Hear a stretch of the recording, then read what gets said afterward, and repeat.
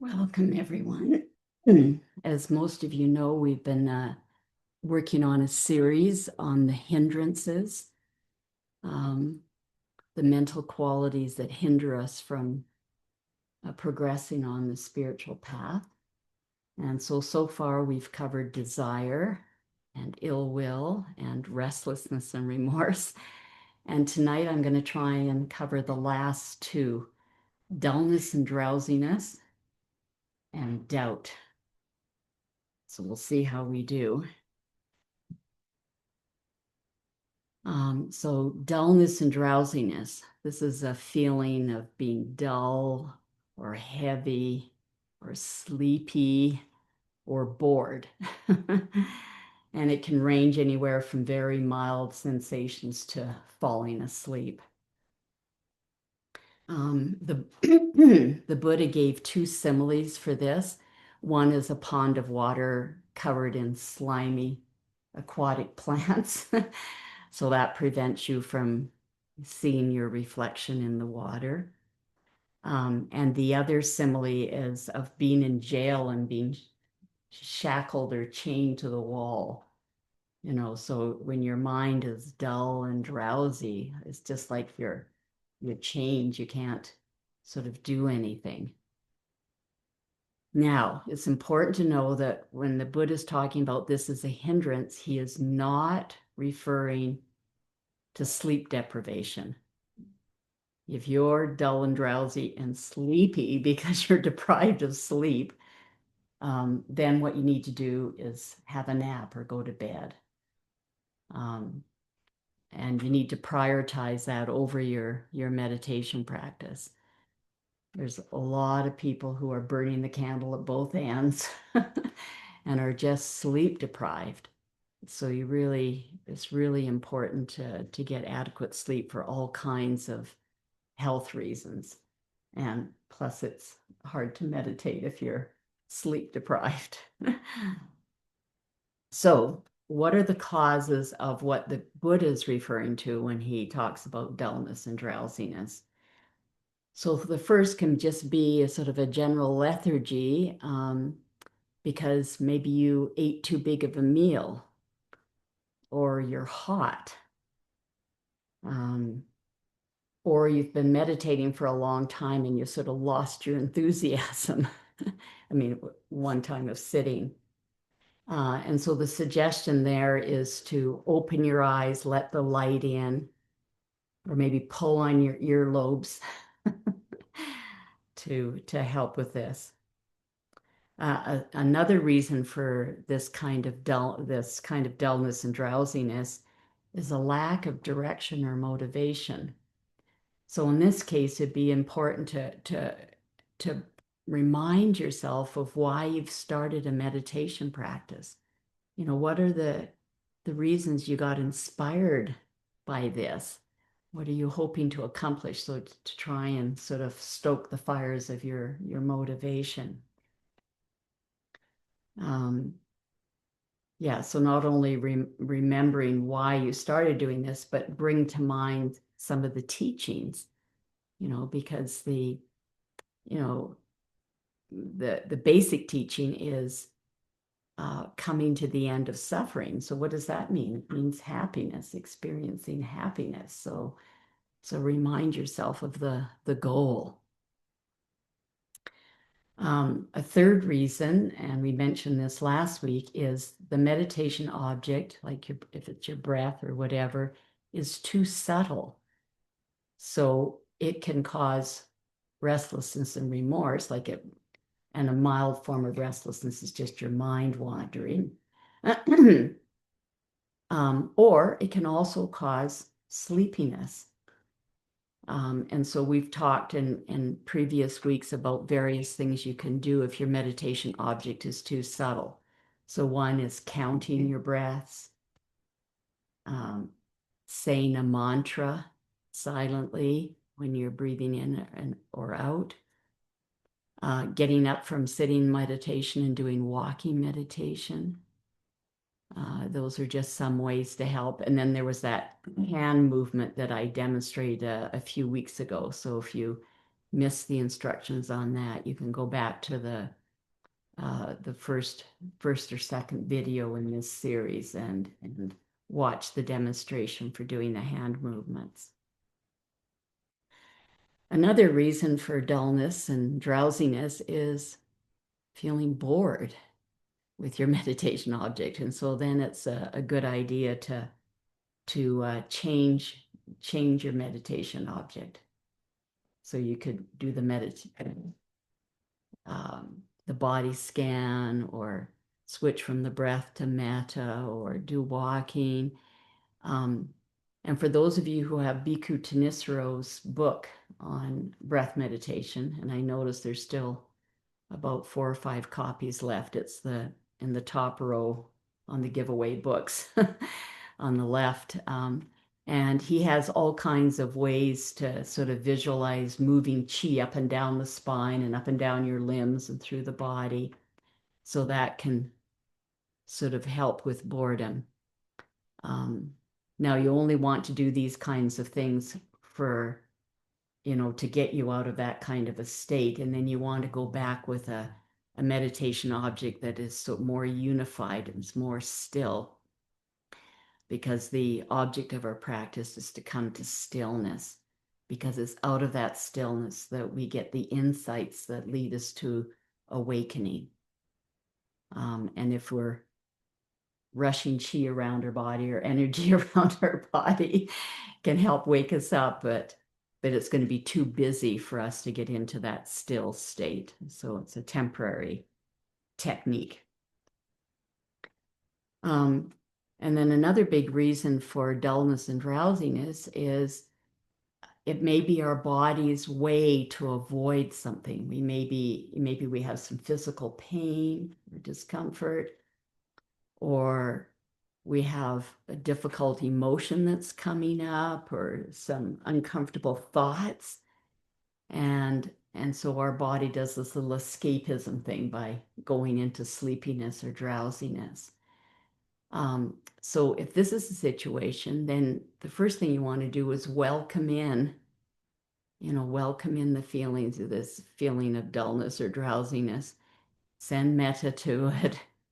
And then investigate. See if you can find out what it is that you're trying to avoid. And then once there's some clarity about that, then maybe you could do something a little more skillful than falling asleep.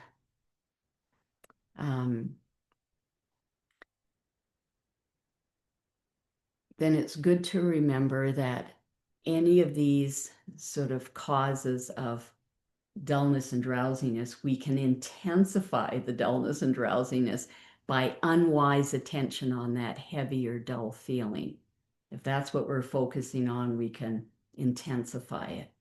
And so instead, we want to have more wise attention on some of these antidotes that I was talking about. Now, there's besides what I've mentioned already, there are some other antidotes. The first is vitakka. Vitakka is one of the first qualities of the jhana states, and that's lifting your mind to the meditation object. So when you're being distracted into feeling heavy and drowsy, if you can just put a little bit of energy to try and bring your mind back to your meditation object repeatedly, then this may be helpful in a case of dullness and drowsiness. Another is go outside, get some fresh air, get some light, splash water on your face, put a cold cloth on your neck, pull your earlobes, rub your cheeks, all kinds of things to try and wake you up. Move, do some movement instead of just sitting still. Get up and move. Another, if you want, is just visualizing bright light, if you're a good visualizer. Another is to do death meditation. Time is passing, and if we're wanting to develop our spiritual practice, now is the best time to be doing it because death can come suddenly, unexpectedly. It's going to happen to all of us. We just don't know when. And so if you contemplate, your death and then it could be just around the corner, then that can help motivate you to wake up and practice. Another practice is mudita, being happy for the happiness of others. So if you're feeling dull and drowsy, you can bring to mind somebody who's, something happy is happening in their life right now. Maybe they're on a great holiday, or they've just had a baby, or they just got married, or just got the job of their dreams, or whatever. So you bring that to mind, and this can help you. Another is our spiritual friends, our Kalyanamittas, especially if you have an energetic Kalyanamitha, then see if you can be around them and maybe some of their energy will wear off on you. And just finally remembering that effort leads to energy. And so when we're with our meditation, say our object of meditation is our breath, can we just make a little bit of gentle effort to just be fascinated with each breath, feeling its qualities, feeling its peacefulness. If we can have that fascination, then that can sometimes get us out of that. Okay, so that's a brief little bit on dullness and drowsiness. And now we're going to zoom ahead onto the last hindrance, which is doubt. And I'm calling this an inappropriate response to doubt about the teachings that the Buddha gave, or doubt about our ability to carry out the practice, to follow the teachings. And our mind is so great with stories. It can tell us, it can make up all kinds of stories to tell us why we should be doubting what's happening. And this leads to a feeling of sort of wandering, an unsettled feeling, a feeling like your mind's going in circles. It's just running around in circles. So you're wanting an answer to whatever you're doubting, but it's not coming. And so you're just circling around. How's the temperature in here? Would you like the door open, anyone? Yeah, I wouldn't mind. Yeah. Do you want to come and sit right here by the door, and we'll open the door and put the screen up? Can you? Thank you.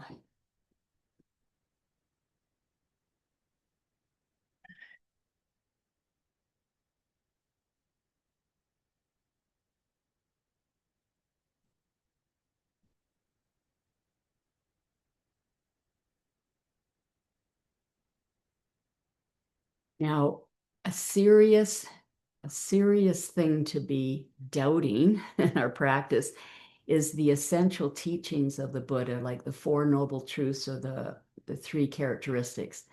So the Four Noble Truths are that there's suffering in life, that the sort of root cause of that suffering is desire. And then the good news that we can come to an end of that suffering, at least on a mental and emotional basis. As long as we're in this physical realm with the physical body, we can't stop our old age, sickness, and death, but we can come to the end of the mental and emotional suffering. And then the fourth noble truth is the path, the path that the Buddha described to bring us to that ending of suffering. And then the three characteristics are the three characteristics of everything that we experience. And the first is impermanence or changeability. The second is inherent unsatisfactoriness.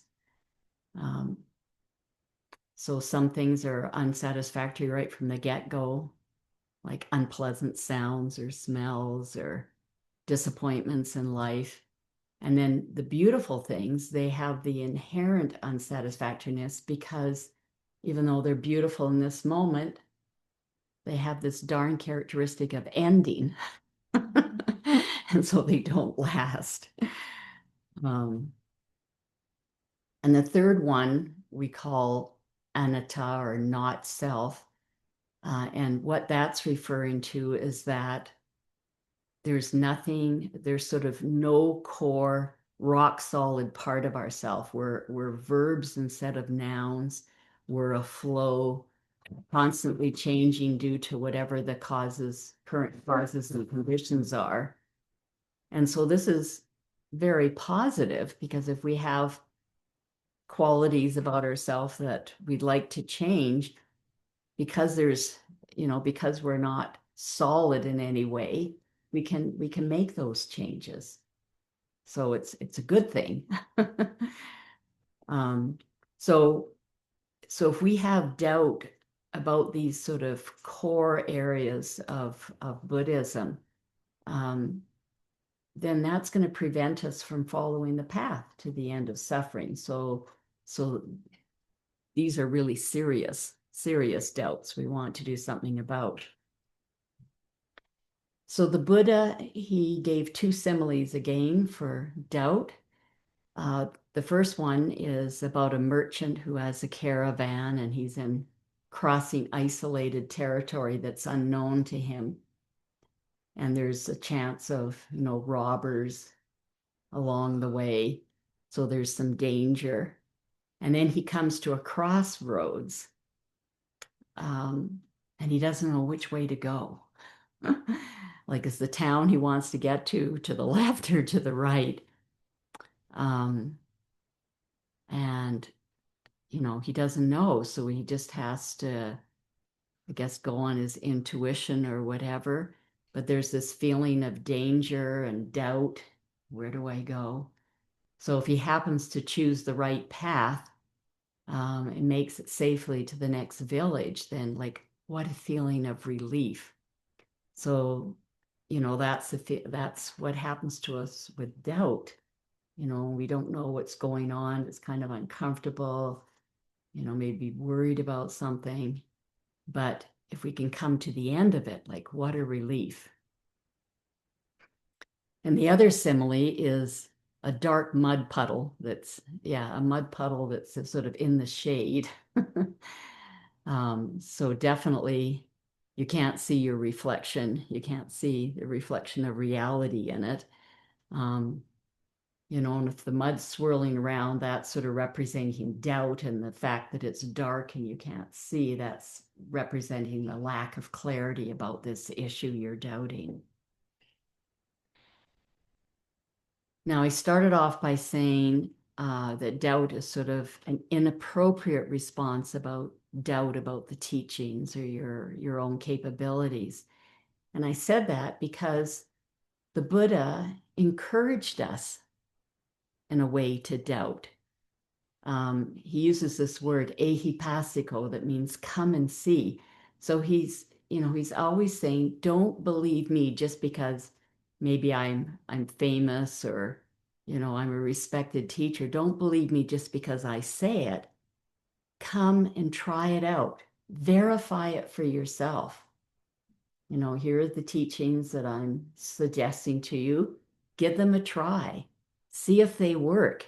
And then you'll know for yourself, not because you're just putting blind faith in me, but because you've discovered it yourself. So that's the difference between, there's a difference between initial faith and confirmed faith. So like, why do we start a meditation practice? It's probably because we've talked to somebody who said, oh, this is really helpful, or you've read a book, or you've listened to a talk, and it kind of inspires you. So you haven't verified anything yet, but you're inspired to at least give it a try. So that's called an initial faith. You don't know yet, but you give it a try. And then when you get the results, Now it's verified. Now it's confirmed faith, or you can call it confidence. Instead of faith, you can call it confidence that, oh, this does work. It does help me decrease the suffering in my life. And I wrote a 4-part little essay on my experience, like um, when I first started, when I did my first workshop in meditation, and had all kinds of experiences that sort of confirmed my faith in this path. So you can find that on the website under teachings and under miscellaneous. And the first essay I called it Watching My Breath Introduced Me to My Frantic Mind. And then the fourth one I labeled Finally Peace. So that's my story of going from initial to confirmed faith. So when we go back to those Four Noble Truths, the first one, that's suffering, that's easy to confirm, because I'm sure everyone here has experienced suffering in their life. The second is that the underlying cause is desire, like desiring things to be other than how reality is presenting them to us in the moment. And I think with a little bit of meditation, you'll be able to easily confirm that. The fourth truth, which is the path. So if you use your initial faith to just follow the teachings, follow the path, then I'm sure you'll get some confirmation that it's working. So the one that's difficult is the third truth. The third truth is that, yes, there can be a cessation of suffering. And we don't know that. We can't experience that until we've experienced the first level of awakening. That's called being a stream enterer. That's when we get our real glimpse of this is really true. The mist parts and you see the mountain, so you know it's there. So that one we have to go on initial faith. But if we've got confirmed faith from other parts of the teaching of the Buddha, hopefully that's enough to sustain us in this initial faith to keep going. Ajahn Punadamo, he's the abbot at Arrow River Forest Hermitage in Ontario. He said in his experience as a teacher, the students who progress, the fastest or whatever, or the best, who do the best with their meditation practice, are those that have faith, because that faith sustains them when things are difficult. When the practice gets difficult, the faith sort of sustains them, allows them to push through it. Whereas those that don't have any faith, they hit an obstacle and they just give up. They stop trying. Now, we have to be careful of skepticism. I think it was Ajahn Sona who said this is an incurable disease. Our brain can generate all kinds of endless questions that that don't have any answers. So just be careful you don't get caught in the trap of skepticism. Okay, so what are some more antidotes to doubt, this inappropriate response to doubt? So the first is investigation. If you're having some doubt about some aspects of the teaching or whatever, ask questions. Go to the teacher and ask questions, or read the suttas, or listen to talks. See what works, what doesn't work for you.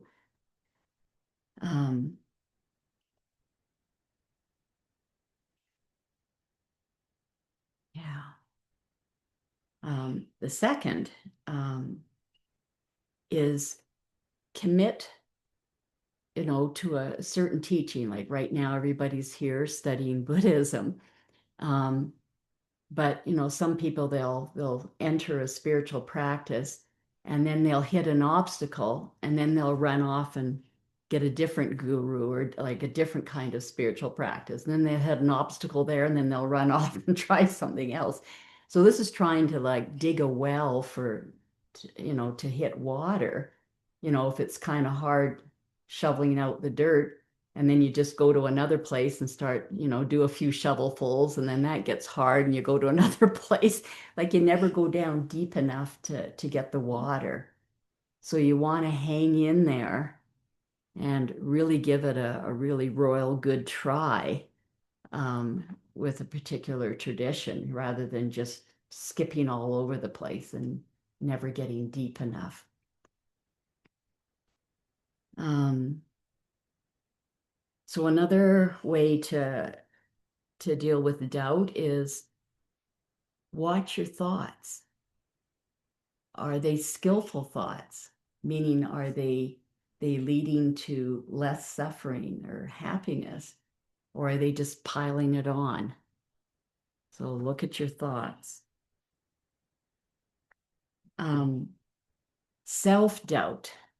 Like this is doubting your own ability. They're saying, yeah, the Buddha got awakened, and there's some other people that are able to do this and get awakened, but sadly not me. So that's self-doubt.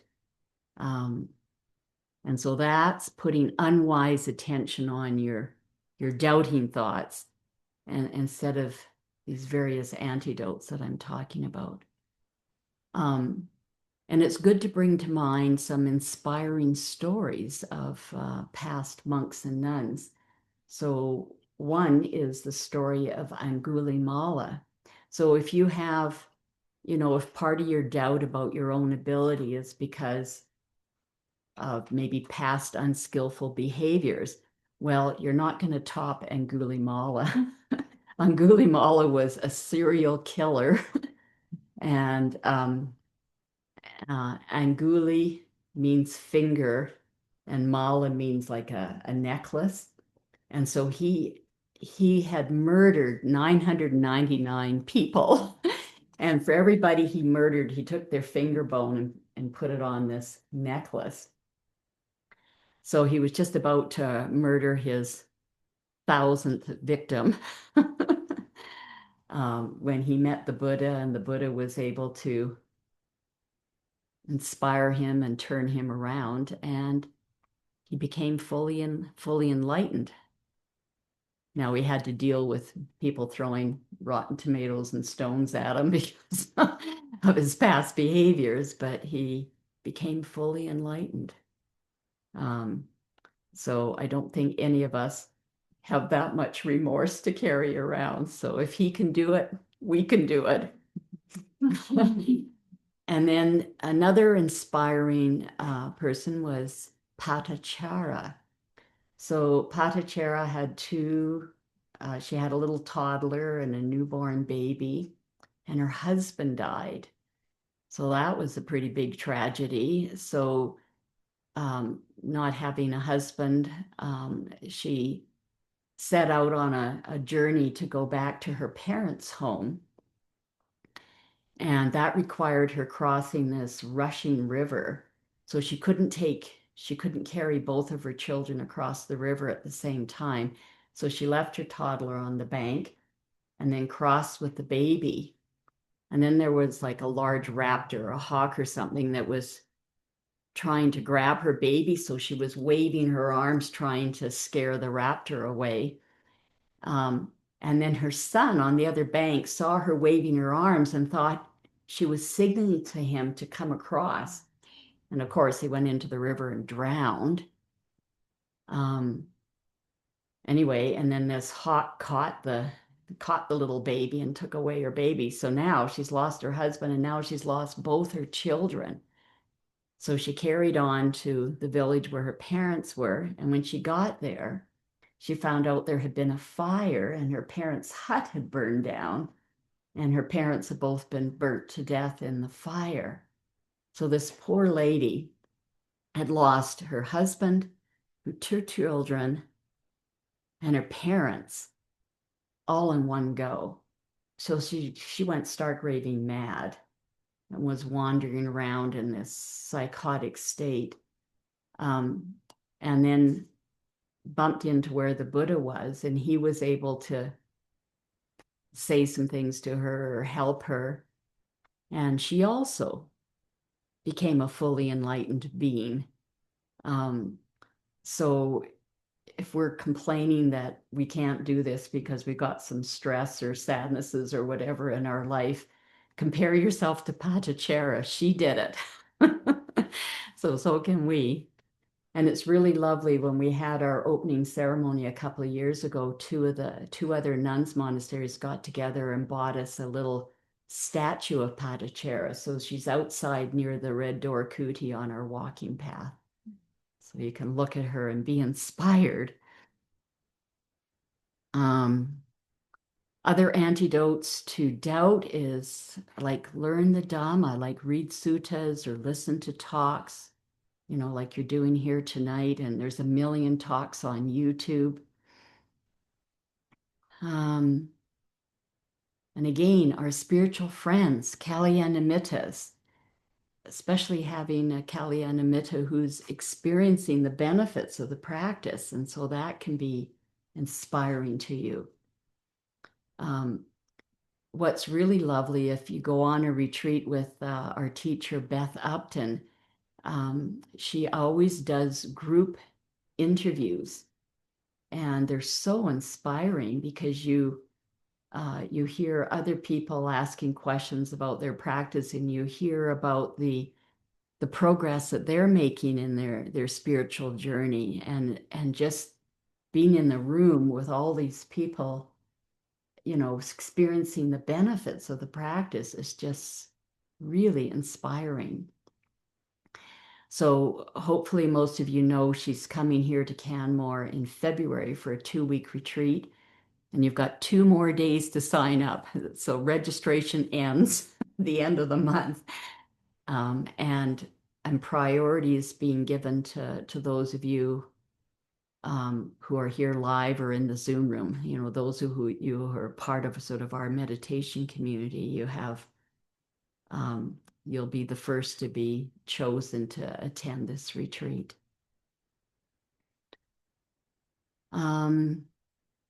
Another antidote for doubt is vichara, and vichara is the second quality of the jhana states.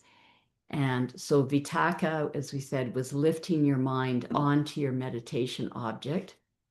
And then vichara is when you hold, you're steadily there. You stay with it. So again, if just making a little bit of a gentle effort to just keep your mind attached to your meditation object. Because if it's fully with your breath or whatever your meditation object is, then it doesn't have a chance to go off with doubting thoughts, because it's 100% there with your meditation object. And the last recommendation I have is stop that doubtful thinking. And how do you do that? Well, focus on your meditation object, maybe your breath or metta or whatever. Because if you're letting the doubting thoughts happen, it's like you're stirring the mud in that mud puddle, just making it really impossible to see reality. Okay, that was a very quick run through the last 2 hindrances, but we made it in time. So can open it up for discussion, questions, comments.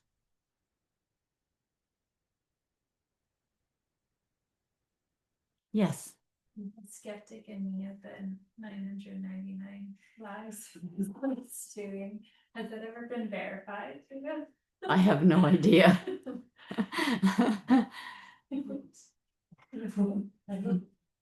I hope it's not true. It just seems like it's too clean of a number. But on that vein, to get out of skepticism, it's investigation, I suppose. So Yeah. following it through to disproving it, proving it. Yeah. Yeah. Yeah, that's what the Buddha encourages us to do.